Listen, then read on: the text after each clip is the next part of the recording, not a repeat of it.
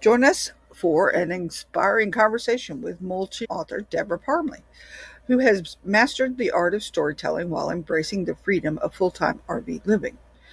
With over 40 books to her name, including military romantic suspense novels and 1920s historical romances, Deborah shares her journey from traditional publishing to indie success. In this episode, she reveals the challenges and rewards of writing on the road, offering practical advice on maintaining a creative routine while traveling. She also discusses the importance of making books accessible through large print and audio formats, how she connects with readers using Discord, and the realities of balancing work, travel, and health concerns, and work camping experiences to weathering storms in an RV. Deborah's insights offer valuable lessons for authors looking to take their writing on the road. Whether you're a writer, an RVer, or simply curious about the intersection of travel and storytelling, this episode is packed with wisdom, adventure, and inspiration. Stay tuned for tips, tales, and a behind the scenes look at the life of a traveling author. And remember, if you or someone you know is a published author, or even offers services in the book publishing business, we would love to have you as a guest on next year's podcast. Check out our website for updated information. And now, here is Ms. Parmley. Hello, everyone. I'm author Debra Parmley. I'm a multi-genre author. I write many types of genres, and I have over 40 books out. So I might just be writing one that you're interested in. I'm most known for writing military romantic suspense, and my newest is To Catch an Elf on Goodreads. I am writing 1920s romance, which each book is about a different flapper, and it's about her desire to break free in one way or another. These books are interconnected but not sequential, and they can be read as standalones. My other series are connected and best read in order, and I write in a Brotherhood Protectors world, which is an L. James world. I have 7 books in that series. I have 2 in the 1920s series. A third is brand new coming out. And then I have a new SEAL series, which I have put the first 3 novellas into one paperback. That's SEAL Team, set in Virginia. And those are, of course, military romantic suspense. I started out way back in 2008, 2009 with my first book that came out through a contest called the American Title, where 10 of us were competing for one publishing contract. And it was put on by Dorchester Publishing and Romantic Times Book Lovers magazine. Every month, 2 of us were bumped off the island. And I made it to the second round before I was bumped. And then from there, I got an agent. He sold my first book. And the title of that one is Gone to Texas. I have started putting my books in large print hardcover for libraries and for everyone who needs a little extra help with reading those books. I've been told that it's hard to find large print hardcover, so that was my motivation. Excellent. You said earlier that you are a full-time RVer. Yes, How I, did that come about? that came about in 2020. November of 2020, we sold our house. Pretty much everything in the country had shut down, and I said to my husband, we talked about doing this when he retired. I said, what are we waiting for? Everything's already shut down. What if we were to stay home in a house on wheels and see the national parks while we're doing that? He said, yes, let's do it. So we put our house on the market. It sold in 7 days. 2020 was a good year to sell. We bought a 43-foot motorhome and moved into it full time. And since then, we have been traveling all over. We winter in Florida, usually for anywhere from 4 to 6 months, depends on where we're going next. Our first trip, I asked him, where would you most like to go? And he said, West. I said, that's a big place, make a wish list. So we took our longest trip, 109 days, starting in Ohio after visiting mother. We went all the way to the California redwoods and then back to Memphis, Tennessee, where we had sold our house. And it was wonderful. It was a lot of go. We saw many national parks, many beautiful spots of the US. Oddly, everyone said, "Oh, be careful, don't be out in public." But oddly, there really wasn't anyone. If I have pictures on my travel blog, and I would say, go look at the pictures and tell me where the lines and the crowds are, because it looks like we have the place almost to ourselves in a lot of these, because we almost did. Not once did we wait in line at any national park in the summer, and that's pretty much unheard of. So it was the opposite of what everyone thought. It was fresh air, sunshine, good health, and seeing the US. And so it was a good decision to make. So we've been doing it ever since. I also was a full-time RVer for a couple of years with my mother. I haven't had a chance to get back there, but I've always tried to connect with writers on the road. Yeah, I had a little time out from writing. In June of 2023, I was in the hospital in Billings, Montana for 18 days. I had a blood clot in my brain. I am now a disabled author and I use a walker. I'm back out getting to events and was really pleased to see that the event is ADA accessible for us because the venue is important now. I have to be able to fit there with my chair. That's a plus. I've since back to the writing and of course back to book events, and but I had a good long chunk there. You'll see it when books come out that when I first came home, I couldn't read a line of text, so I certainly couldn't write, and I had a visual issue. So I was listening to a lot of audiobooks, and it taught me how important audiobooks are. So we need to all think about that. And between that and putting large print out, make our books as accessible as possible. It's important. That's why I like the ebooks too, because you can Yes. make them bigger or smaller. Or, Yes. but yes, audiobooks most definitely. Are you indie published or self-published? I'm indie published. Back in 2008, my first book came out in ebook, 6 months later in print, 2009. I was traditionally published with an agent, 7-year contract, advance, the old traditional route. So I started out that way. I moved into a hybrid. Of the 5 small presses I wrote for, only one is still in business. As I got rights back, I thought, oh, hey, all I need is a new book cover and an ISBN number, and I'm good to go. And I figured out how easy that was to put them back out. And then I thought, now all I need is an editor. I can do the same thing. So now I am fully indie and loving every minute of it. Okay. Do you buy your own ISBNs? I do. I do. Yeah. One good thing about starting traditionally is I knew the standard I needed to meet, both with the editing, with the covers, with the ISBN. My books are available through Ingram. Booksellers can get them there, libraries, Overdrive, etc. I make sure I meet those standards. It's important. Yeah, it is. A lot of people don't realize it. That's why I saved up the money to buy them in hundreds of Yes, lots. yes. And the thing is, we're asking people to give up their hard-earned money for our books, so we should be giving them something that's equivalent Quality. to that. Yes, and do you do the whole route? You pay for the copyright and get it into. I do everything. I have one cover artist that does all my covers. And one good thing about writing for 5 small presses is that I had already worked with a lot of editors and with a lot of cover artists. You don't really work with them. They just give you your cover and say, here it is. Take it, not leave it, take it. Yeah. So that's Yeah. one plus of the indie. I can choose my book covers now. They make a little more sense and fit the book better. Yes, I hire all of those things. And proofreading is very important. Very important. It is. You might as well go ahead. I'll ask you. Are you set up on the Library of Congress pre-assigned numbers program? No, I'm not. Basically, I go to Bowker and I have a lot of books out. I buy them in chunks of 100, like a publisher would do, big chunks. So I have that set, and then I work ahead with my cover artist and I say, this is the book I'm working on next. If it's a series, I need it to connect with the next one.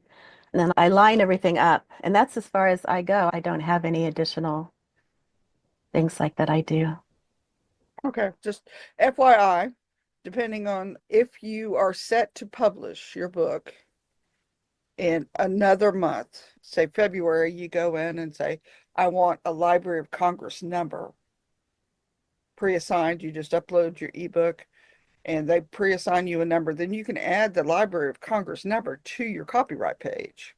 Ah, okay. I And that didn't know way, that. when it gets published to all the libraries, they already got the Library of Congress number and they just put it wherever the Library of Congress tells them to put it. Okay. Helps them. I didn't know that. I didn't. That's good to know. Yeah, I it's need to, called the pre-assigned LCCN. It's free. They just require that you wait 30 days.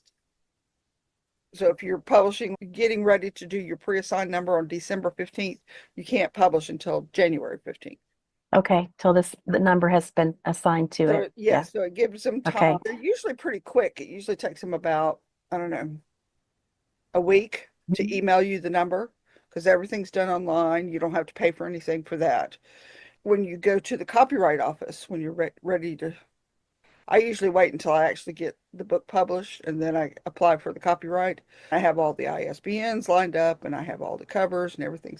And I can send them the ebook and the cover and all the copyright. And they send me one certificate and they charge me $65.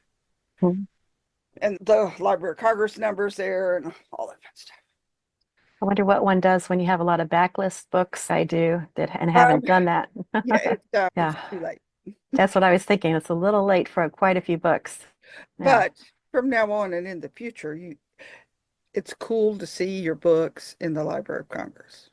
sure it is. Because Sure. before, all you had to do was fill out the form and mail them 2 copies. And then they inputted the information into, and I'm not sure, but they may still do that. There's an online form you just print out and you fill it all out. You send them 2 copies and you mail it to the Library of Congress. And they'll eventually get you in there with your backlog if you want to give it a try. I see. I should. I'll look into that. Thank you so much. The Library of Congress is there to be our historical reference. Yes, I'm surprised no one's mentioned that before. That should be talked about. It's Huh, an issue of pride for me. I've always wanted to go to the Library of Congress in Washington, D.C., but at least my books are going to be there. But yes, it's a simple process, and if you can do something ahead of time and it's free, you'd think that would have been on my radar. When I was in college, my work study job was at the library, which I loved. And I almost changed my major from English Lit to library science. And then I decided I loved reading much more, and not reading, but writing much more. So I stuck with the English Lit because, of course, that's got you writing papers and working with fiction and nonfiction, etc. So you'd think I would have that on my radar. okay, you can look it up and Yes, do what you need to do because with your repertoire of books, they should be in the Library of Congress. I should. Your other publisher, your traditional publisher, should have already taken care of all that for you. I wonder though with the new ISBN number, because of course when books revert after the reversion of rights and you put them out with a new cover and new ISBN, I wonder if it would only be the old one that would be registered. That would Probably the be old one. something to look into. Yeah. Yeah, they So may just want you to just send in a new copy. in essence, the book is the same. It's just that the cover changed and the ISBN I changed. wonder what they do with Nora Roberts and all that That because would be she interesting. releases her books under new covers all the time. Yes. And most publishing contracts are 7 years. So when they drop off, you can do something else. So I'm sure there are many authors out there that have different cover. You can't keep the cover when that happens. They pay for it. Yeah, that's right. They own it. Okay, so being as you are an RVer, you understand the limits of space. Oh my, yes. You see the stacks? I'm gonna I do. not look too much at the stack. Things must be stowed away before you go down the road. I have a rule that in order to bring new books in, paper books in, some books must also leave because I would be like a hoarder if I didn't do that. So there's only two ways that I do that. Well, three. I have a storage unit with antiques in it. My family things aren't going away. So I store my keeper books in there, which of course are the signed copies and the ones that mean something to me. I sometimes give books to friends, or I'll donate to a library, or women's shelters are a really good place to donate books, especially if you have any children's books and empowering books for women. But I do have to twice a year downsize the books because they will collect. It's amazing. They sneak in there. And I probably have about 400 books on my Kindle because that's another way to get a book. And it's good for traveling. I don't have to carry stacks. I used to have a suitcase would probably have minimum of three paperbacks, usually four. And my husband would say, "Do you need all those?" Yes, because I read fast. So I needed to not run out of books to read. What we did was we stayed in state parks most of the time, and we work camped in the state park. Yes, that. Work the state parks in the bathroom slash shower areas. They'll have the little station, Mhm. and they have books up there. We Yes, just trade off, yes, you know. that's also good. So it gives us a chance to get something new, and we can share what we have. And Actually, the RV parks are where I got the idea to do more large print Mhm. because I keep hearing we can't get enough large print. There simply aren't enough being produced. They've read everything in their genre they can find. And I thought, wow, that's a need that needs to get filled. And it never occurred to me I needed to put them in large print. So that became it's a little different. I have to take my regular book and then I do my formatting myself using vellum. And of course, when you do large print, it's going to make your word wrap different. Vellum, unfortunately, cuts words where they shouldn't be. And for instance, the word and, a dash, and then Indy on the next line, that just makes no sense whatsoever. So I have to then go and re-edit and make sure that the words are splitting and wrapping the way they should. So it takes me a little bit to get those large prints put back out, but it's worth I don't like the splits. Center justified my formatting just to make sure that none of them are, the letters aren't spread out into a hard return to get it to go back in. That way they don't split the words, and it yeah. usually keeps it together. And that's what I usually do. So Mhm. Ingram Sparks, is that where you do your Yes, that's where I printing? do my print. Okay. I am not a fond of KDP. I tried it. The it just doesn't compare. I was able to tour the plant in Tennessee, Mm. and it was very interesting. They actually custom make the boxes to fit the books. They have a machine there that takes the cardboard and puts the folds in how it should be, which is why those books come in much better shape than other places I tried. It's no good if your book shifts around in there and the covers get bent. That's no good. And also the print quality of the covers, I prefer the good colors of Ingram to some of what I've seen from other places. Yes.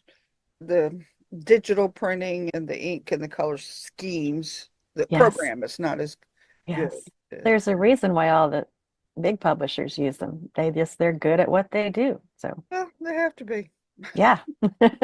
I know they have their problems and they're a pain in the butt to get your PDFs to be just right, but it's well worth it in the end if you just It stick is. with it. So, what are the font sizes for large print? What is considered large? Oh, I'm trying to remember. It's an automatic setup in Vellum, so I don't actually have to tell it. There's a maximum that a regular print book will go to, which is not. I don't know the exact number, so I don't want to quote that, but Okay. Vellum does an automatic large print. So I just tell it large print and voila. Isn't it wonderful what tech can do for us now? The next time you do it, check and see what the font size is, Yes, I'll just look. for your own edification. It's Right. probably 16 or 18, It probably. probably is. It's around there. I usually format mine in 12 points. That's a nice, not too big, not too small kind of thing. And anyway, so it must be 16. 'Cause that's pretty big. Yes, these are big. Yeah, these are big. You're in South Florida? Currently, I am at North Carolina near Chapel Hill, going to UNC 2 times a week for neural physical therapy. And they're working with me on the clot is gone. did a little bit of damage in the balance portion of my brain, Mhm. which is why I use the walker and the chair. And so we're working on building new neural pathways. And I have to be here for that 2 times a week. For this winter, I'm up here. It's a little cold out there, and we had snow, but I'm getting my physical therapy. Okay. Usually in the winter time, we're in down near Palmdale. Oh, okay. Yeah, people might not know where that is. It's close to Lake Okeechobee, Central Florida. It's a little Yeah, tiny place. it's pretty. It's good for writing. People say, "Why do you want to live there?" I say, "I get more writing done. If I was right on the ocean, I would not get the writing done. I'd be on the beach." Just out of curiosity, when was the last time you were down in that area? Let's see. Last winter, the work camping, he came up here to do some work camping. And we went from a place in Virginia, then a place here in North Carolina. And then right after we got to North Carolina, I got into UNC because I've been trying to find good medical for over a year now. Yeah. And the wait list in Florida is so long, they just could not get me in down there. This will have to be my medical base. Yeah, it's been a while. I miss it. All my friends, I don't get to see them this winter, but I'll be back next winter. Okay. We better call down there, make sure they're all still there. They We are. had a rough time, and there's one area's got sewage happening, Mm, and you have to be yeah. careful with the water and all that. Uh, Palmdale seems to be, it mostly gets the high winds. By mhm. the time things reach it, they're not as strong. So they haven't had the devastation that other areas of Florida have had. So, have you stayed at any of those Army campgrounds down there? No, we haven't tried that. Oh, the Army Corps of Engineers. They're a great I say this, but you're into work camping and you can Hmm. get into one of those. You can get into any around the country because it's a good company to be part of, and their campgrounds are usually really nice. We try not to be too far from Deerfield Beach because that's where my mother-in-law is. We've talked about going to other parts. We can do that for a weekend, but we want to be able to visit her when we're down there, a couple hours at least Yeah. to be able to get there. When we were traveling, Mom and I we stayed in Florida. We didn't get out of Florida because her Hmm. mother was still alive at the time too, and she Right? was in Fernandina Beach.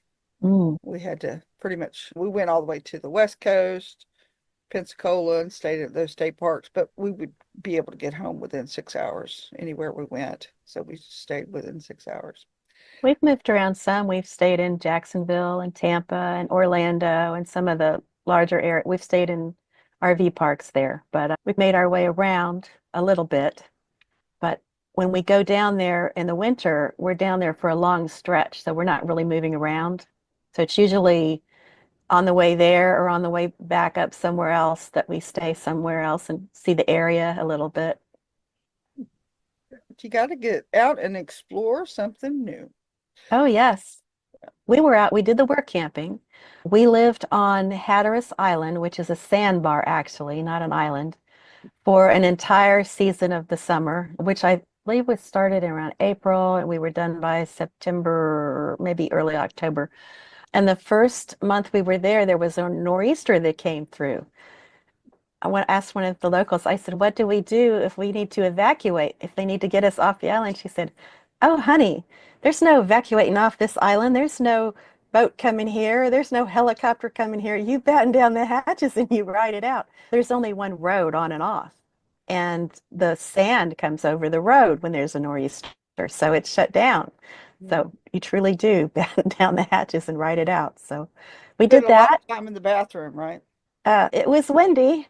I worked the front office, and I had one day where my husband said, "Do you want to take the truck up to work?" I said, "No." I said, "Let's just walk like we usually do." And we started off walking, and the wind was so strong that he had to put his hand on my back and push me forward. I wasn't making any progress. And I said, "Okay, I will listen to you next time. We will take the truck. It's too windy."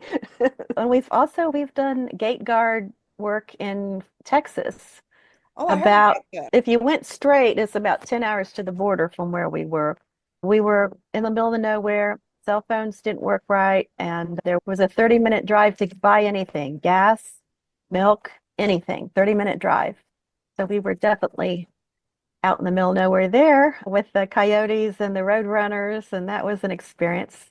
And then 2023, where I had the hospitalization, we were in Cody, Wyoming for that season at the foot of Yellowstone, which was a beautiful place and enjoyed it up till June when I had to go to the hospital. I haven't work camped since then. My husband can, but I really can't right now. So I just write. We all do what we can, Yeah. but it's a good way to get in and out of places if you're willing to do the work camping. You have more opportunities and save a little money, and that means you get to go to other places. True. It's true. So your residence is in Florida. Have you guys reached 65 yet? I am 62. He is 63. Well, still got a couple of years yet. As Yeah. soon as you turn 65, you get half price off for all state park visits. Oh, that's good to know. Yes. That's good Comes to in know. handy when you're camping. Yes, Going from $35 down to 17 makes a that's a big difference. difference. Yes. Yes, I'm waiting because I want to spend some time in the cabins. I wrote a book about work camping in Florida Oh, very nice. when I first started and trying to get more people to volunteer. It's Right. hard to get them in the summertime. Sure it is. No. Sure it is. So Well, I was that's trying it. to encourage younger people to do it, Yes. Yes. college students and that sort. And so I wrote the book and told them how to get in and all this fun stuff. And I, we had 12 months worth of work camping around the state, all lined up. And they would do 15 if I let them. Yes. But no, I don't want to schedule that far out. But once you get going, they just don't want to let go of you. So, what advice would you give other authors on the road to make their life a little bit easier and to keep their momentum going while they're traveling? There are some things I learned the hard way, and that is you will not always have internet. So, that's important if you're trying to work with uploading or downloading a cover or a manuscript or anything else. We ended up getting Starlink, which usually works unless there are trees that are blocking the signal.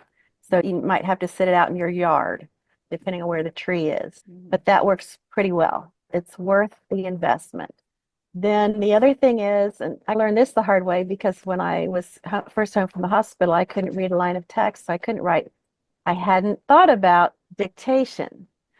So if you need to do that, because of course going down the road, it can be bumpy. And if you need to get some words down, you could put headphones on and dictate into Word, which if you're using Word anyway, it's already there. You could also dictate into Google, make a Google Doc.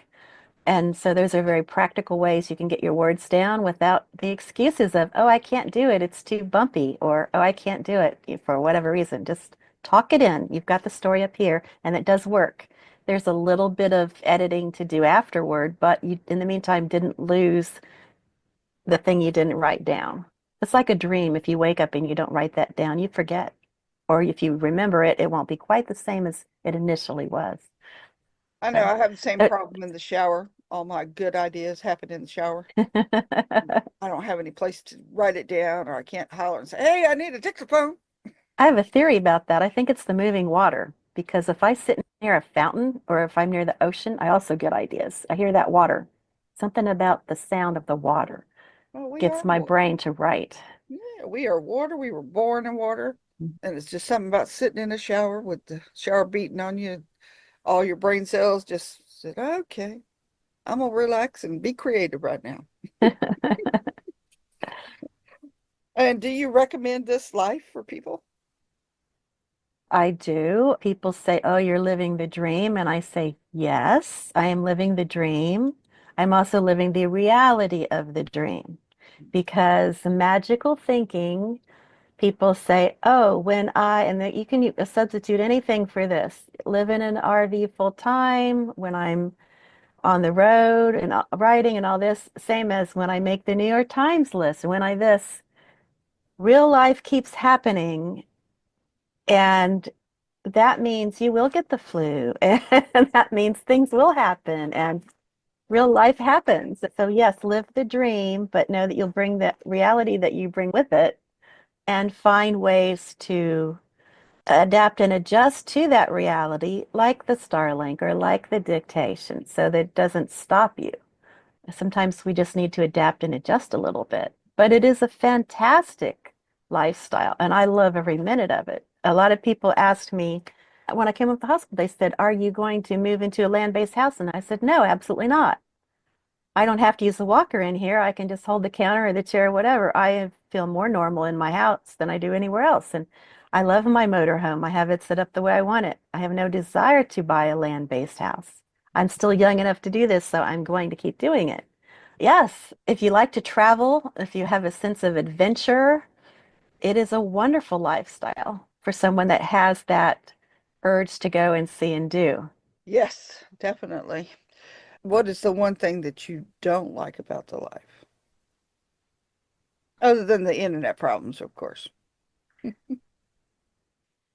I think that it can be isolating if you let it. And authors tend to be isolated by the nature of what we do anyway, because it's really hard to write in a room full of people. You'd need your headphones to do that, to tone them all out. So you have to find ways to not be so isolated, whether that's a weekly check-in with someone on Zoom or your phone. I don't just mean someone, I book people, Mhm. because if you're out in the middle of nowhere, not only are there not any people, but you don't have your book people. And we need our book people. Yeah. So keeping connections. I think people got better at this around the time we got on the road because by 2020 and 2021, there was a lot more going on online. Book clubs were happening online because they couldn't meet in person, and a lot more Zoom. People learned how to Zoom and how to work from home. And just like we're doing right now, we're connecting, we're not isolating. So that's really important. I think isolating is probably the thing I like the least. It can be fun to go off the grid for a little while, but if my phone's not working and I can't contact anyone, I really don't want that to last more than a week. 7 days is enough. I need to connect again. Yeah. So are you on TikTok? No, I signed up for TikTok and I couldn't quite figure out how to do it. And then I went, it's not really my thing. So no, I am not on TikTok. Huge book community on TikTok. Yeah. I'm on Instagram. I have Facebook, I have Instagram, I have Pinterest, I have different things that I do, but my newest thing is Discord. I have a Discord server. And I started this last year. Facebook blocked me from my author page, took it down for 4 months, wouldn't let me in. I had to have my nephew help me get it back going again. He's into tech, IT, and stuff.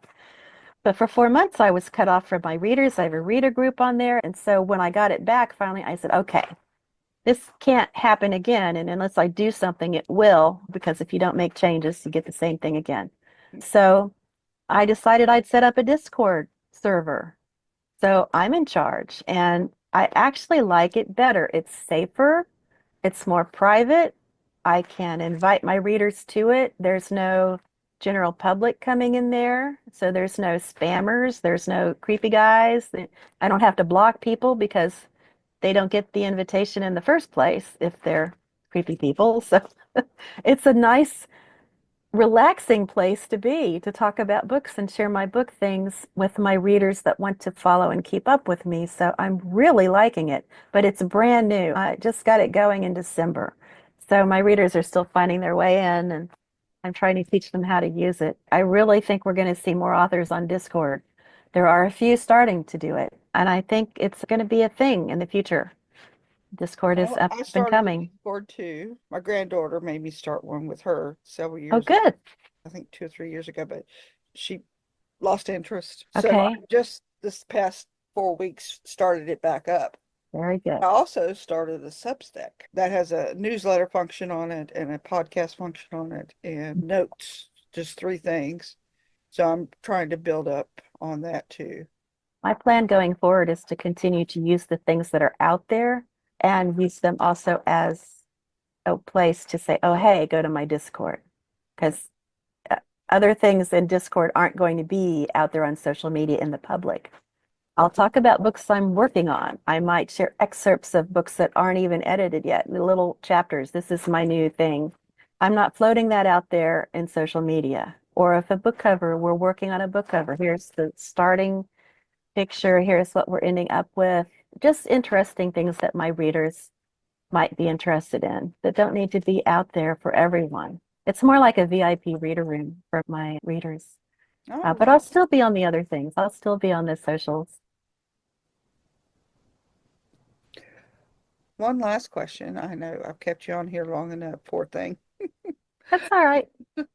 In the future, there's rumblings that they're going to make it harder for full-time RVers to be full-time RVers. Have you made any plans? I don't know if you have a diesel engine or not. We do. We have a diesel truck and a diesel motorhome. And we could boondock for a while if we needed to. We have a 150-gallon water tank.